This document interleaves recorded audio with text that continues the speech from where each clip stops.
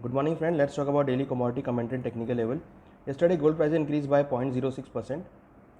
Silver price also increased sharply by 0.46%.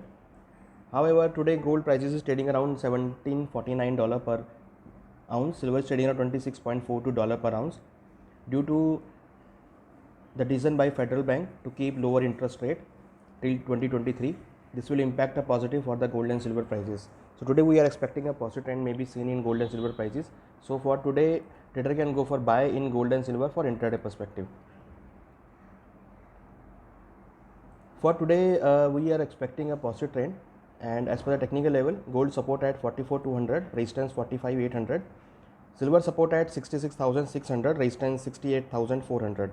The trend of gold and silver are positive, so trader can go for buy in gold and silver for intraday perspective. Now let's talk about the base metal. Yesterday, base metal copper increased by 1.02%, zinc increased by 1.18%. The trend of base metal are also looking positive on the back of weakness in dollar. This will impact a positive for the base metal. So for today, we are expecting a positive trend in the base metal. So trader can go for buy in base metal for intraday perspective. For today, copper support at 668, resistance 684, zinc support at 216, resistance 223, lead support at 157, resistance 165, aluminum support at 174, resistance 180, nickel support at 1144, resistance 1177. The trend of base metal are positive. Trader can go for buy in base metal for intraday perspective. Now let's talk about the crude oil. Yesterday, crude oil prices corrected sharply by 0.85% on the back of expectation of weak demand due to increasing coronavirus cases. However, in international market, crude oil is WTI crude oil support at 62.60, resistance 65.60. Brent crude support at 65.90, resistance 68.90. MCX crude oil support at 45.50, resistance 47.70.